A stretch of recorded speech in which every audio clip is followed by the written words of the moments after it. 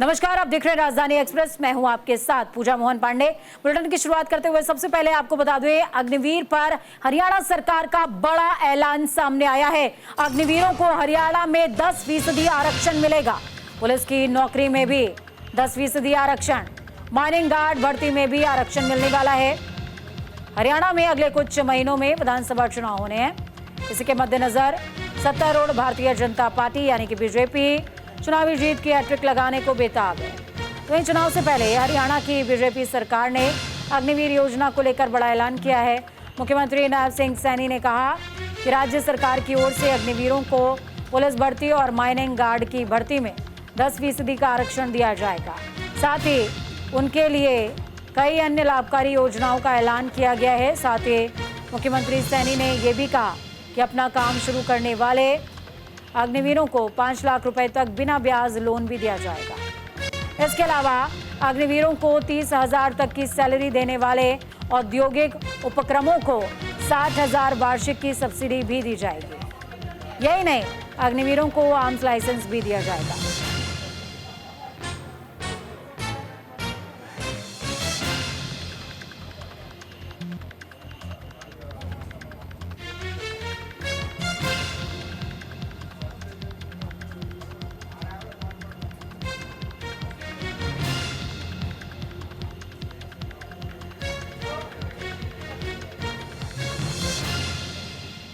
किसी भी आवेदक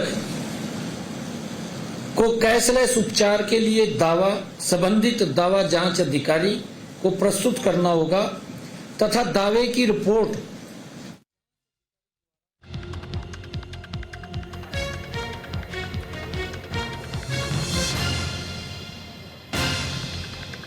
हरियाणा सरकार ने अग्निवीरों के लिए किया बड़ा ऐलान। सरकारी नौकरी में अग्निवीरों को 10% आरक्षण मिलेगा। माइनिंग गार्ड भर्ती में भी आरक्षण दिया जाएगा। इसके अलावा अगर अग्निवीर अपना काम शुरू करना चाहते हैं तो उसमें भी सब्सिडी का प्रावधान होगा। 5 लाख तक के लोन में ब्याज नहीं देना होगा।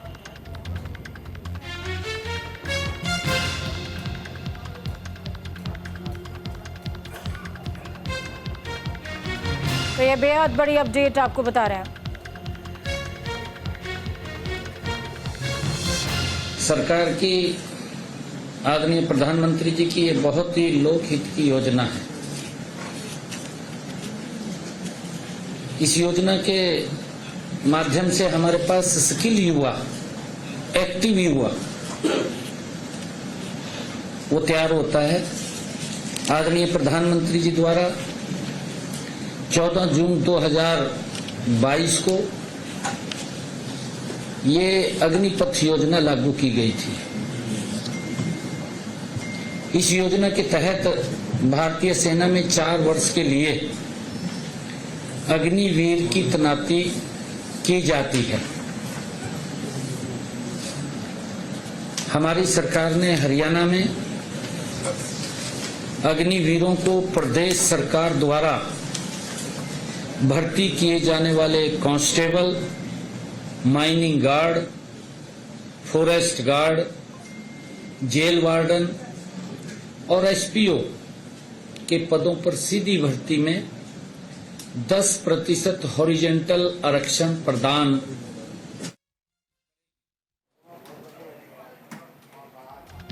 हरियाणा सरकार ने अग्निवीरों के लिए बड़ा ऐलान किया है।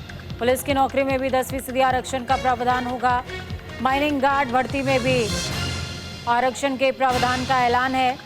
इसके अलावा आर्म लाइसेंस भी अग्निवीरों को मिलने वाला है।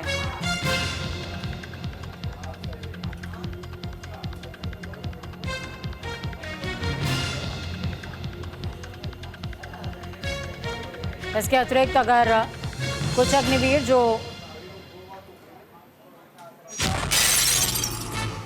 अपना काम शुरू करना चाहते हैं उन्हें 5 लाख का ब्याज मुक्त लोन भी मिलेगा।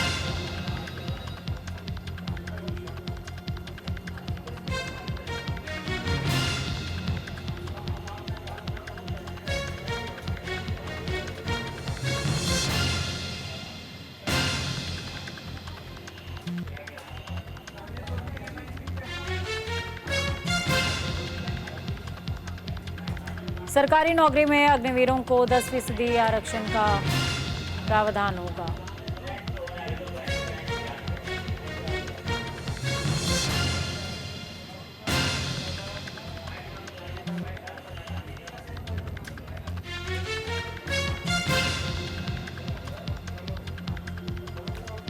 चले ग्राउंड जीरो का रुख करते हैं। हमारे साथ इस खबर पर ज्यादा जानकारी के लिए सान्या जुड़ गई हैं। सान्या, क्या कुछ अपडेट है? नायब सिंह सैनी ने आगामी चुनावों के मद्देनजर ये ऐलान किया है या फिर ये ऐलान युवाओं को कितना प्रभावित करने वाला है? जी देखिए, दोनों ही पहलू से कहीं ना कहीं इसका फायदा लोगों को जरूर हो सकता है। उन अग्निवीरों को जो है वो इसका फायदा जरूर मिल सकता है।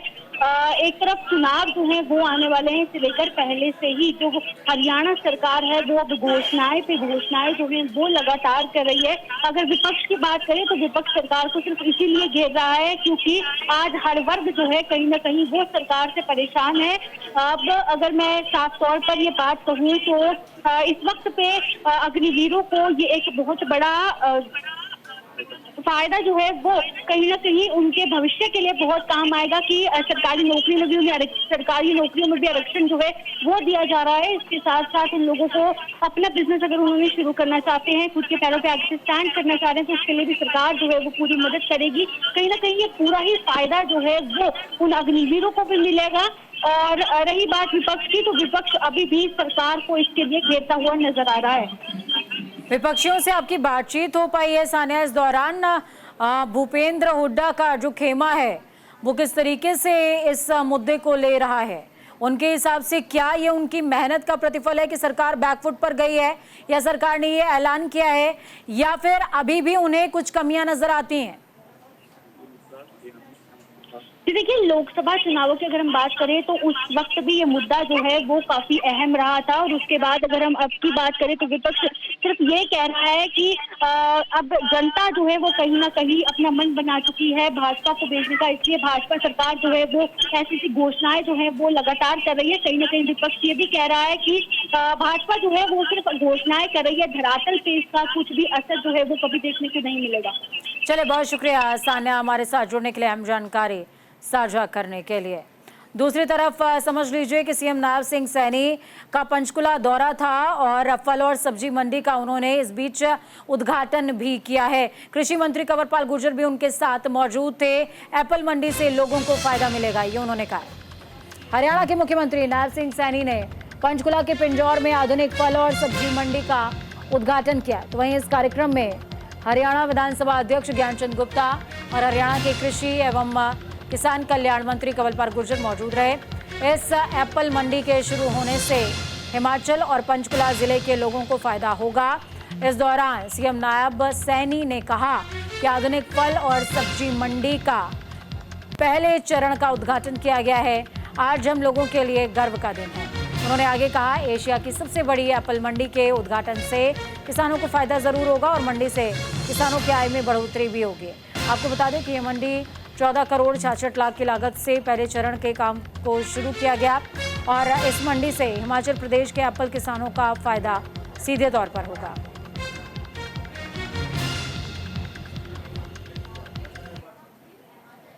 अटल किसान मजदूर कैंटीन योजना के तहत 48 मंडियों में कैंटीन की सुविधा भी शुरू की है, जिसका जिक्र भी अभी हमारे मंत्री महोदय ने किया है। हमारी सरकार ने बीज से बाजार तक किसान की सहायता हमारी सरकार कर रही है। उसका परिणाम है कि आज हमारा किसान खाद्य उत्पादन बढ़ा करके वर्ष 2022-23 में 1,184,32,000 मीट्रिक टन का उत्पादन हमारा किसान कर रहा है। गृह मंत्री अमित शाह के हरियाणा दौरे पर सवाल उठ रहे हैं। आम आदमी पार्टी अध्यक्ष डॉक्टर सुशील गुप्ता ने कई सारे सवाल उठाए हैं। नशा, बेरोजगारी, अपराध पर नहीं बोले, एक भी शब्द धरने पर बैठे लोगों की तरफ ध्यान नहीं दिया गया, ये भी उन्होंने कहा है। देश के गृह मंत्री अमित शाह मंगलवार को हरियाणा के दौरे पर रहे, जहां उन्होंने महेंद्रगढ़ जिले के केंद्रीय विश्वविद्यालय में आयोजित राज्य स्तरीय पिछड़ा वर्ग सम्मान सम्मेलन में हिस्सा लिया और जनसभा को संबोधित भी किया। तो वहीं उनके इस दौरे को लेकर हरियाणा आम आदमी पार्टी हमलावर हो गई है। आपको बताते चलें कि हरियाणा आम आदमी पार्टी प्रदेश अध्यक्ष डॉक्टर सुशील गुप्ता ने सवाल उठाया है कि गृह मंत्री अमित शाह ने अपनी मांगों को लेकर बैठे लोगों पर ध्यान नहीं दिया है, न ही उन्होंने हरियाणा में बढ़ती बेरोजगारी, अपराध, किसान की समस्याओं को लेकर कुछ बोला। हरियाणा की जनता गृह मंत्री से जवाब चाहती है, न कि उनके लच्छेदार भाषण सुनना चाहती है। आज हर वर्ग धरने पर बैठा है।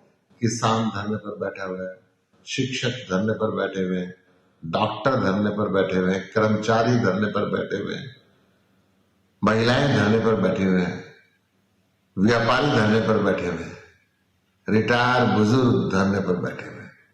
प्रदेश में हर वर्ग अपनी मांग को लेकर धरने पर बैठा और परेशान है। माननीय गृह मंत्री जी हरियाणा के अंदर आए, हरियाणा सरकार की तारीखों का पुल बांधते रहे। लगता है माननीय गृह मंत्री जी ने हरियाणा की सड़कों की तरफ ध्यान नहीं दिया।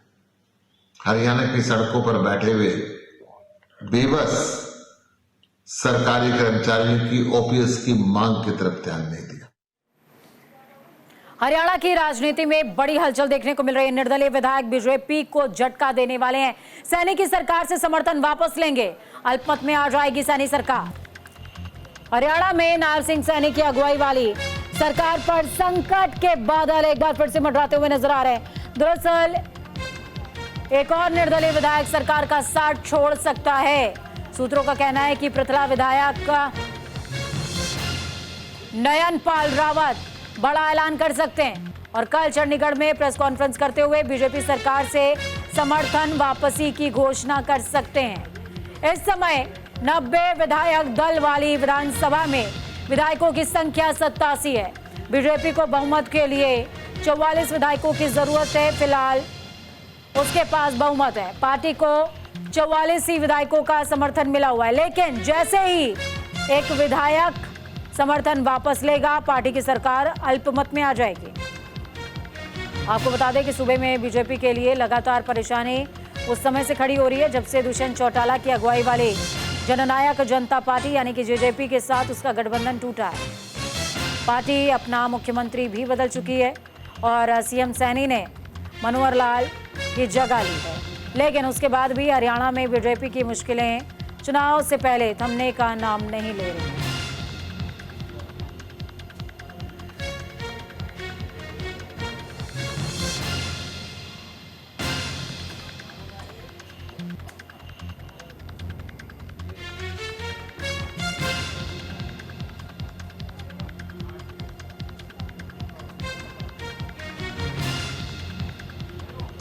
तो चुनाव से पहले बड़ी अपडेट सामने आ रही है। एक और निर्दलीय विधायक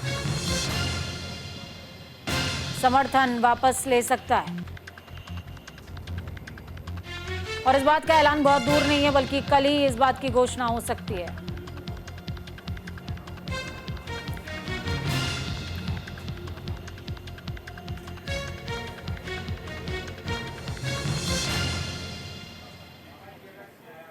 चलिए ग्राउंड जीरो का रुख करते हैं। इस खबर पर ज्यादा जानकारी के लिए राकेश छाबड़ा जुड़ गए हमारे साथ में। राकेश, क्या कुछ अपडेट है? एक विधायक और बीजेपी से अपना समर्थन वापस ले सकते हैं क्या? इस बात में कितनी सच्चाई है? चलिए, हमारा संपर्क टूट गया है। एक बार फिर से कोशिश करेंगे कि राकेश से जुड़ा जा सके और वो आपके सामने तमाम तथ्य रखें।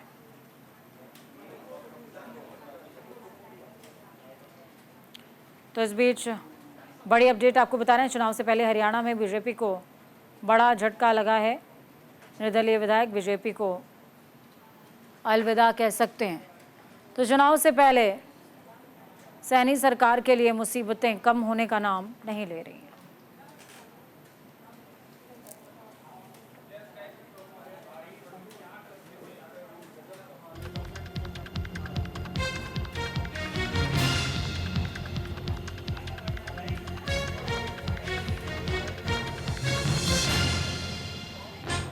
हिमाचल के मुख्यमंत्री सुखविंदर सिंह सुक्खू ने केंद्रीय गृह मंत्री अमित शाह से मुलाकात की। ये मुलाकात गृह मंत्री कार्यालय में हुई।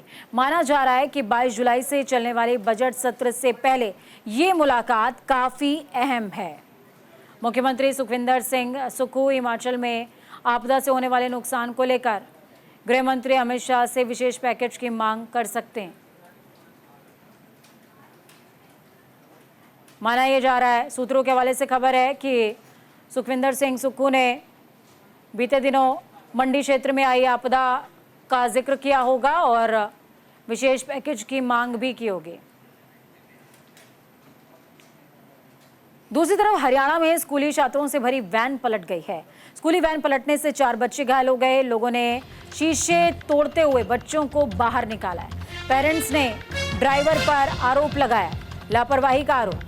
हरियाणा के पंचकुला में स्कूल की मिनी वैन पलट जाने का मामला सामने आया है, जिसमें कई बच्चे घायल हुए हैं। बताया जा रहा है कि इस हादसे में 4 बच्चों को चोटें आई। हादसा सेक्टर 25 पुलिस चौकी के पास हुआ। जैसे ही हादसा हुआ, मौके पर लोगों की भारी भीड़ जमा हो गई और वैन में फंसे बच्चों को शीशा तोड़कर बाहर निकाला गया। उसके बाद लोगों ने तुरंत घायल बच्चों को अस्पताल में भर्ती कराया है। स्कूल वैन इतनी बुरी तरह से पलटी थी कि इसके चारों टायर ऊपर और छत जमीन पर लगी हुई थी।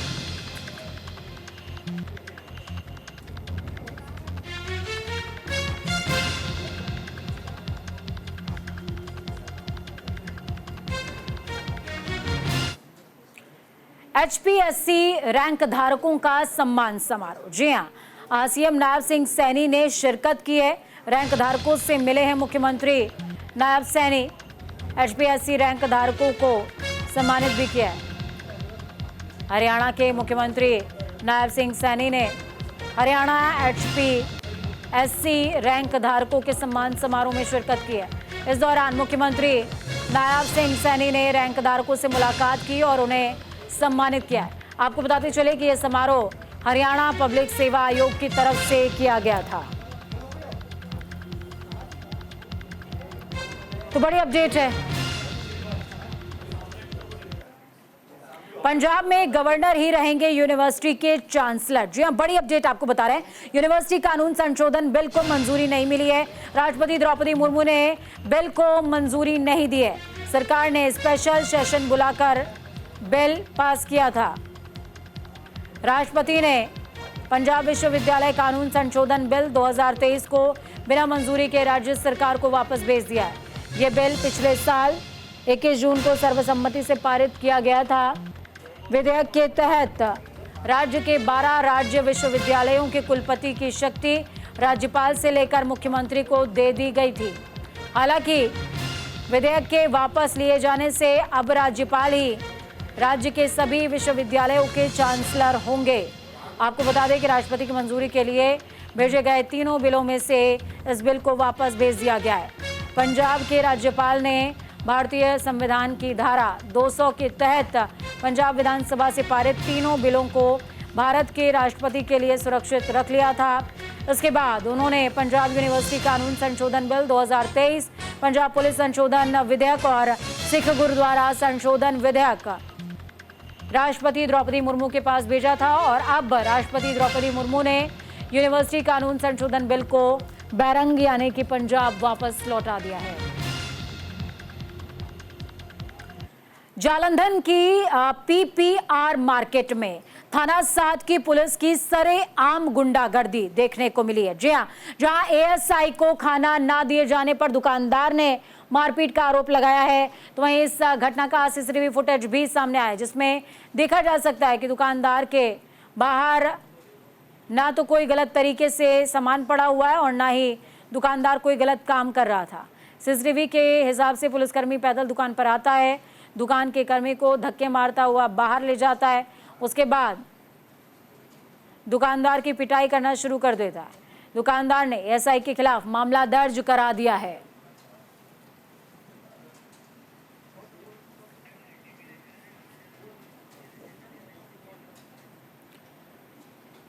प्रदेश भर में मंगलवार की सुबह उमस भरी गर्मी के साथ हुई। दोपहर के समय छाए बादल और कुछ जिलों में हुई पॉकेट ट्रेन ने लोगों को गर्मी से हल्की राहत जरूर दी है। तो मौसम विभाग ने पंजाब के 17 जिलों में आज के लिए भारी बारिश का येलो अलर्ट जारी किया है। तो वहीं पंजाब के कई जिलों में देर रात बारिश होने से पंजाब सरकार और निगम की पोल भी खुल गई है। पंजाब के पटियाला में भी पानी के निकासी न होने की वजह से लोगों के घरों तक में पानी दाखिल हो गया। वहीं सड़कों पर पानी जमा हो जाने से यातायात भी ठप नजर आया, जिससे लोगों ने प्रशासन के खिलाफ गुस्सा दिखाया है।